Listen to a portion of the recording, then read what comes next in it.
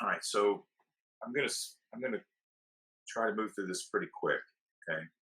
But I want to tell you what happens when the body initiates a stress response. There are two hormones that are released, two main hormones: adrenaline and cortisol.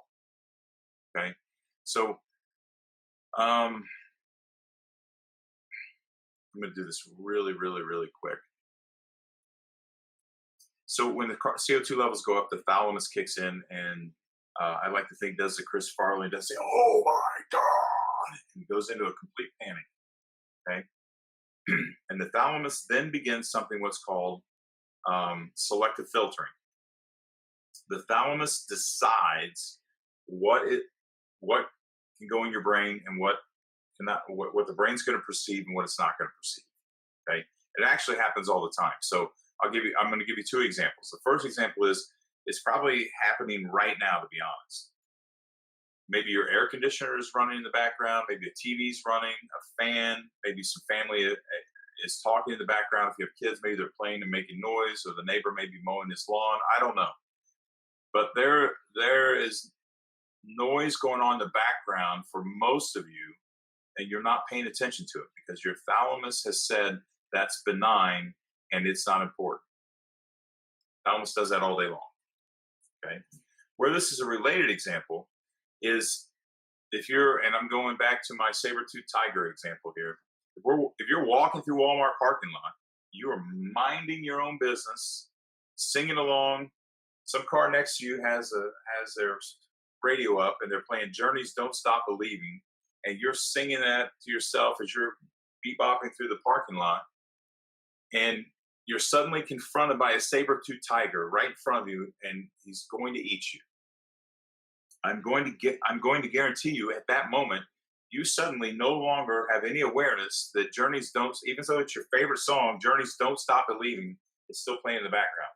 Suddenly, that your memories from back in 1982 don't mean anything anymore because you have a saber-tooth tiger standing right in front of you, looking at you like a fat, juicy steak.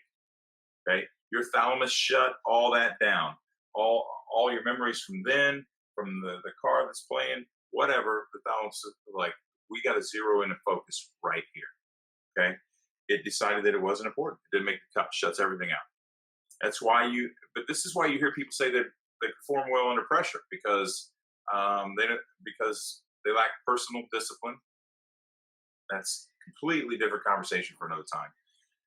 But when they're stressed and they got to give a presentation for work or something, and they're stressed about it, they can zero in because the stress of thalamus helps them zero in. Okay, it's where the term when people say "I can't think" comes from.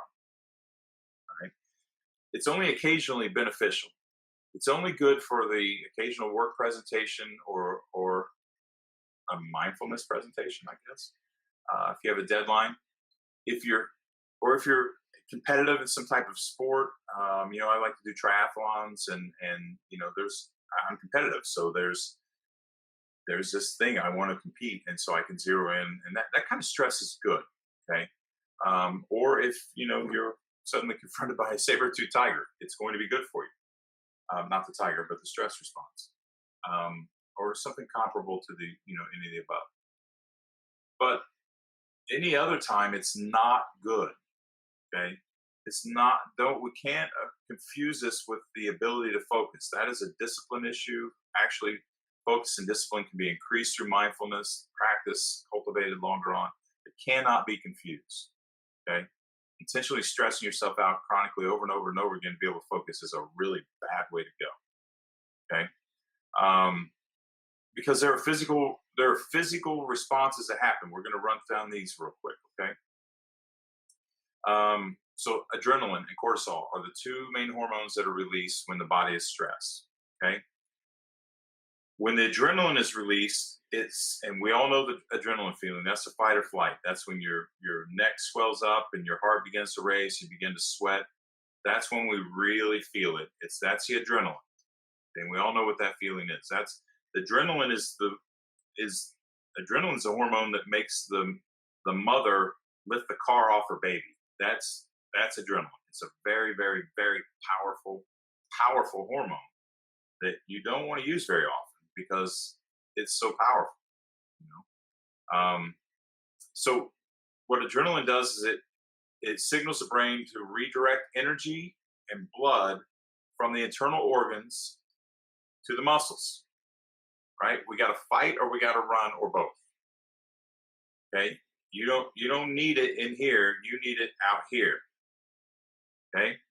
And so the brain immediately, the adrenaline kicks in, and then the body goes.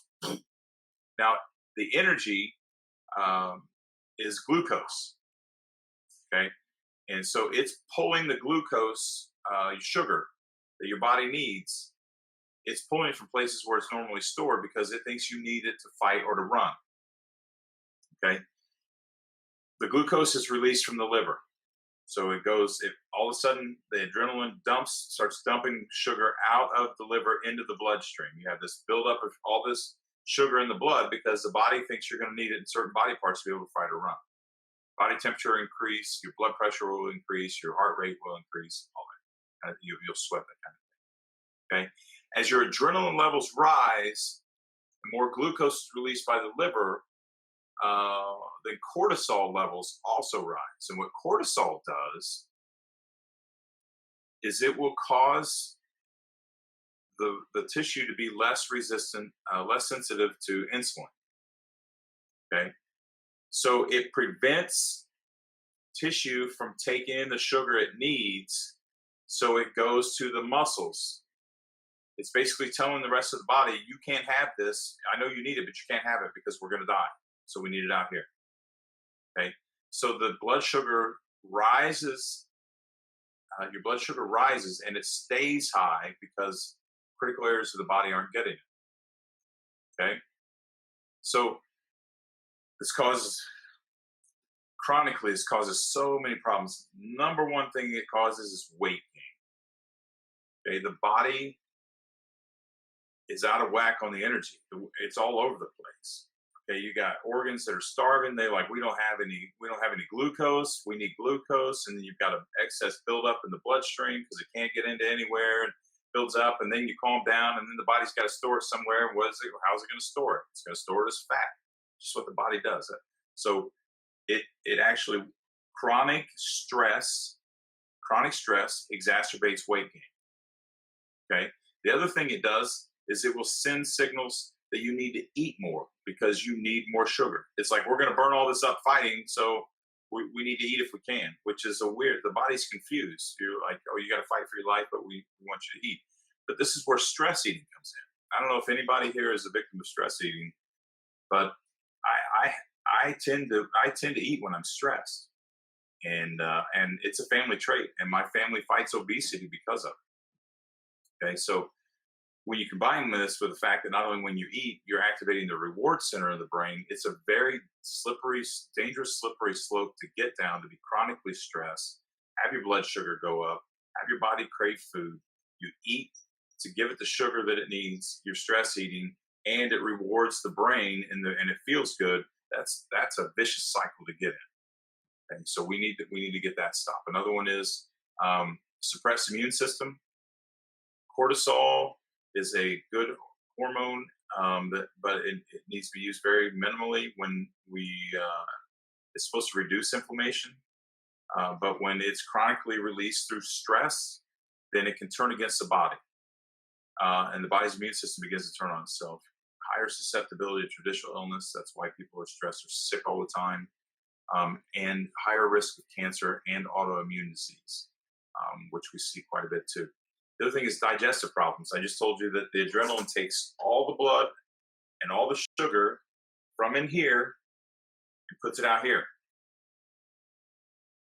Well, you need blood to digest your food, and you need sugar to feed the tissues that are working to digest your food. So when that chronically happens, it's called shunting. When the body shunts the blood away from the middle. This is like when people work out really hard and then maybe they've eaten recently and they end up vomiting. That's why, because the body shunts the blood away from the digestive system and it can't digest the food, so they become sick. Chronically being stressed, and this reaction chronically happening over and over again, can cause severe digestive problems, including ulcers. We all know stress causes ulcers. Ulcers is a big one. Colitis, IBS, and other digestive diseases like that. Heart disease. That's we. That's why firefighters die at a very young age because of all the stress they go through while they're working on duty. That's, I think everyone knows high blood pressure and constricted arteries builds up plaque. So stress, chronic stress causes heart disease, also causes DNA damage.